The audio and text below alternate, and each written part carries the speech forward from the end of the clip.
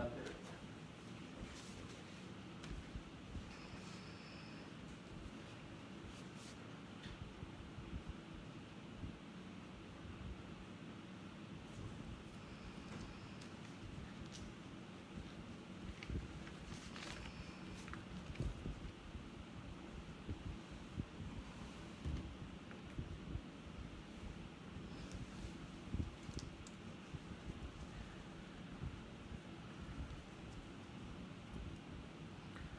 सभी लोगों को नमस्कार, प्रणाम। उम्मीद करते हैं कि आप सब लोग जो हैं अपना ख्याल रख रहे हैं और फेसबुक लाइव के माध्यम से आप लोगों के बीच आने का मौका मिला। हम सब चाहते हैं कि आप सब लोग सुरक्षित रहें, स्वस्थ रहें और सावधानी को बरतने का काम करें। बहुत ही तेज़ी से कोरोना जो है वो फैल रहा है। इसको देखते हुए सरकार ने लॉकडाउन भी किया था और 16 तारीख के बाद भी ये कंटिन्यू रहेगा, ऐसा हमको समाचार के माध्यम से सूचना मिली है कि और 15 दिन जो है लॉकडाउन को बढ़ाया गया है। तो इस बीच में आप लोगों के बीच आने का मौका मिला। आपको ध्यान होगा मार्च के महीने से लेकर के पूरा मई महीना जो है लॉकडाउन रहा और लॉकडाउन के पीरियड में भी बिहार का जो है आंकड़ा वो तेज़ी से बढ़ा है। संक्रमण जो है तेज़ी से बिहार में फैला है। बिहार में भयावह स्थिति हो गई है। बिहार में ऐसी स्थिति आई है कि मुख्यमंत्री आवास में 85 लोग पॉजिटिव पाए जाते हैं। मुख्यमंत्री के परिवार के लोग जो हैं वो पॉजिटिव पाए जाते हैं। मुख्यमंत्री खुद क्वारंटाइन हो रखे हैं। डिप्टी सीएम उनका पूरा ऑफिस संक्रमित हो चुका है। बिहार सरकार के कई एक मंत्री कोरोना पॉजिटिव पाए गए हैं। कई विधायक जो हैं बिहार भर में चाहे किसी भी दल के हों उनका भी जो है पॉजिटिव पाया गया है। कई बड़े अधिकारी हों उनका भी पाया गया है। ये कई डॉक्टर, नर्सेस, पुलिस कर्मचारी भी पॉजिटिव पाए गए हैं बड़ी संख्या में। अस्पताल के डायरेक्टर भी पॉजिटिव पाए जा रहे हैं। तो ये भयावह स्थिति पूरे बिहार में जो है कोरोना को लेकर के फैली है। बीजेपी कार्यालय में लगभग 100 लोगों का सैंपल लिया गया और 100 लोगों में से 75 लोग जो हैं पॉजिटिव पाए गए हैं। आपको सबको पता है कि बीजेपी के लोग जो है वर्चुअल रैली कर रहे हैं, डिजिटल रैली कर रहे हैं और लगातार उनके कार्यालय में कोई भी सोशल डिस्टेंसिंग बरती नहीं गई। 2 गज की दूरी सब लोग भूल गए। सब लोगों को चुनाव की चिंता है। सत्ता में बैठे हुए दल नीतीश जी हों या बीजेपी के लोग हों, उनको सत्ता में बने रहने का जो नशा है उसको लेकर के वो लोग चिंतित हैं। कुर्सी की परवाह है, गरीबों की परवाह नहीं है। हम तो बीजेपी के लोगों से पूछना चाहते हैं कि 100 सैंपल में से 75 लोग पॉजिटिव पाए गए और आप लोग वर्चुअल रैली हर जगह कर रहे हैं, तो आप तो कोरोना फैलाने का काम कर रहे हैं। और ये कौन से जमात के लोग हैं जो कोरोना फैला रहे हैं? अभी भी वर्चुअल रैली में लगे हुए हैं। यहाँ लोगों का ज़िंदगी मौत पे सवाल उठ रहा है। अस्पतालों की स्थिति देखी जाए तो कोरोना पेशेंट से पड़े हुए लाशें पड़ी हुई हैं, कोई उठाने वाला नहीं है। अस्पतालों में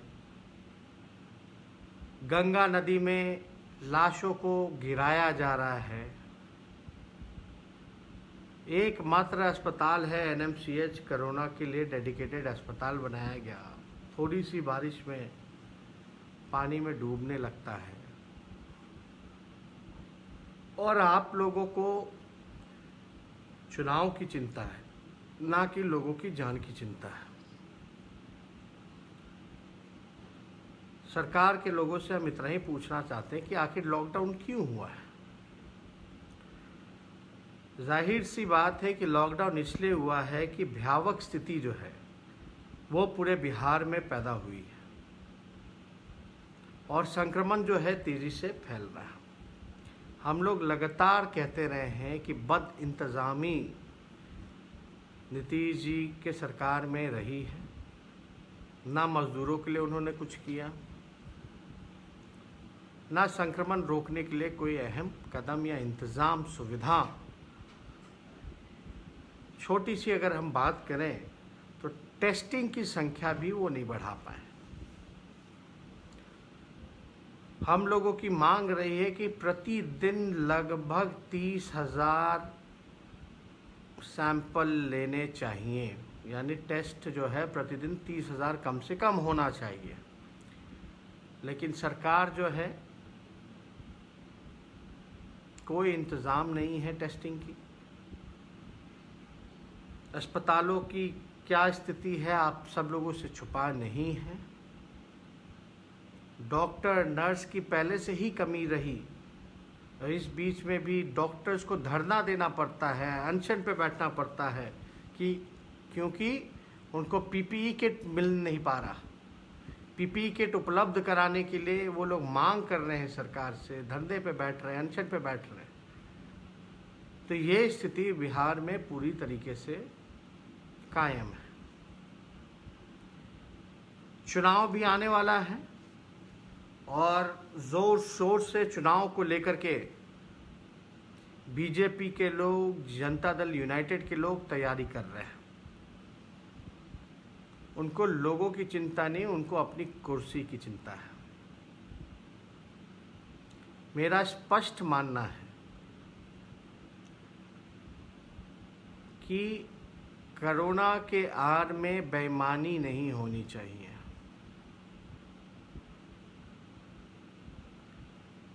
कोरोना के आड़ में बेईमानी नहीं होनी चाहिए, बल्कि फेयर इलेक्शन होना चाहिए। दो चीज़ें हैं।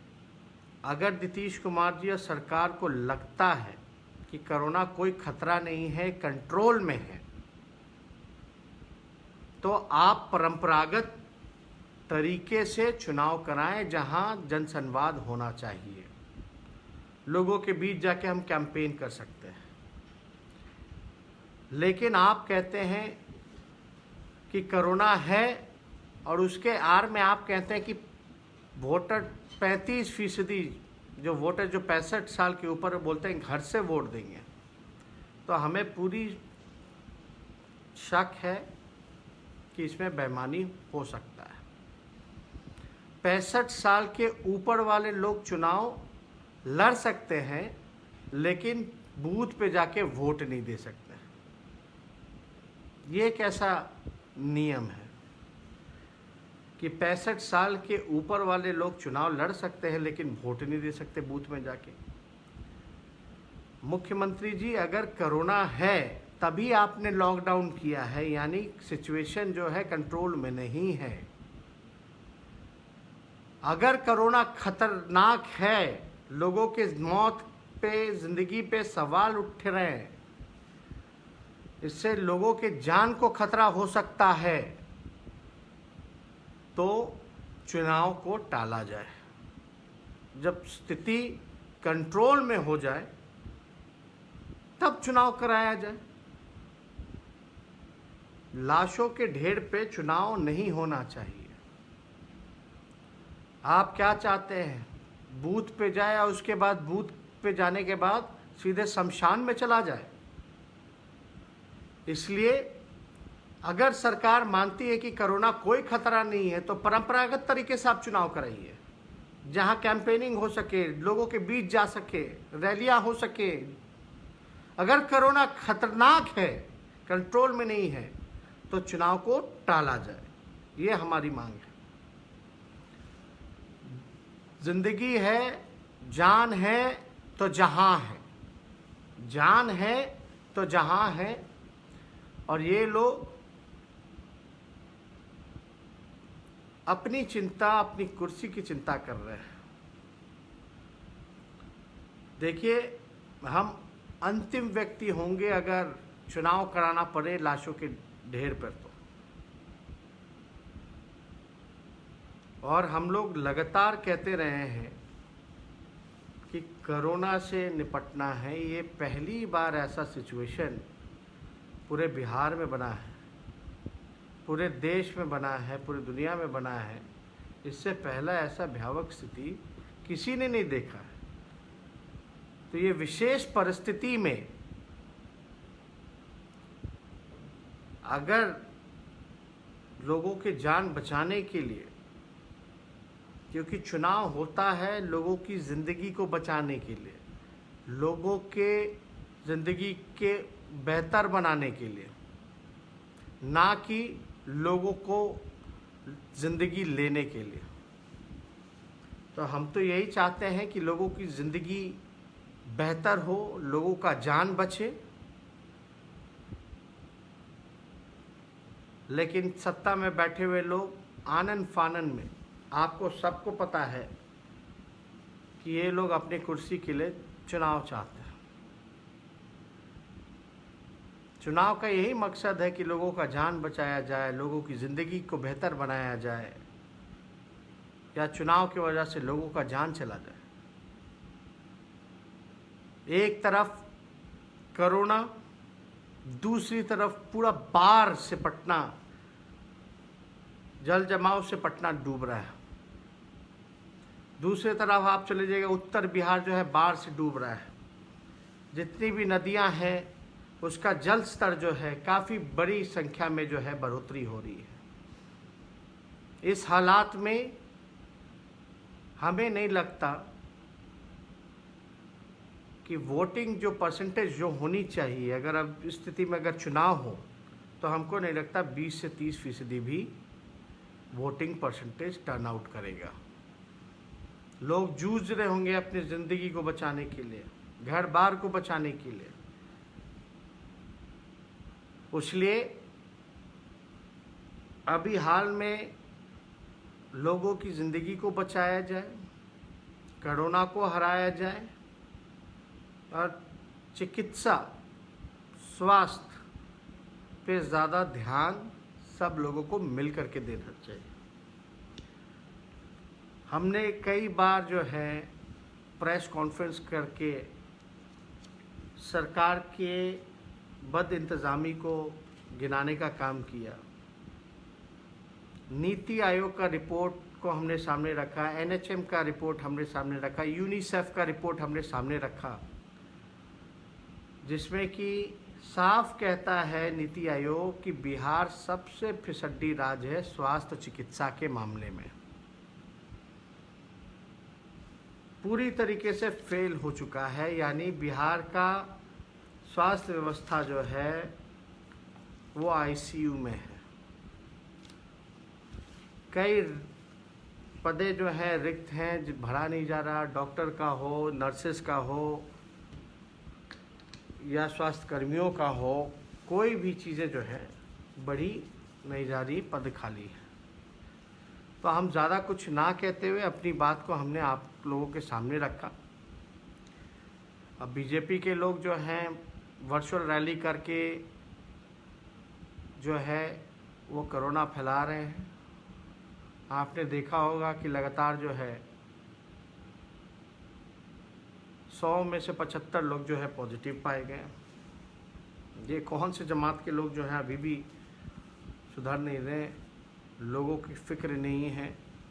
इसलिए आप सब लोगों को हम धन्यवाद देते हैं कि आप लोगों ने फेसबुक पे आप सब लोग जुड़े, बातों को सुना, और जो लोग सहमत होंगे वो सब लोग जो हैं बिल्कुल अपना ध्यान रखें। और इस चीज़ को ज़्यादा से ज़्यादा और लोगों के बीच ले जाने का काम करें। इन्हीं चंद शब्दों के साथ आपसे हम विदा लेंगे और फिर आपसे जल्दी ही मुलाकात करेंगे, जुड़ेंगे। लेकिन अभी आप सब लोग अपना अपना ध्यान रखिए, मास्क पहनिए, इस बीमारी को हल्के में मत लीजिए। महामारी है, तेज़ी से फैलता जा रहा है, बहुत लोगों की मौतें हो रही हैं और सरकार को भी सबक सीखना चाहिए। बल्कि मार्च से मई पूरा लॉकडाउन रहा, कोई व्यवस्था नहीं की गई, संक्रमण और फैलता जा रहा है। अनलॉक के बाद तो पूछिए मत, बहुत तेज़ी से फैला है। तो इसलिए सरकार के लोगों पर अपने पर आई तो मुख्यमंत्री ने अस्पताल बना दिया सीएम हाउस को, लेकिन उन गरीबों का क्या होगा? जब मुख्यमंत्री तक पहुंच सकता है कोरोना, तो आप अंदाज़ा लगा सकते हैं हमारे गरीब भाइयों का क्या होगा, क्या हाल होगा। इसलिए आप सब लोगों से अलविदा लेते हैं। धन्यवाद। जय हिंद।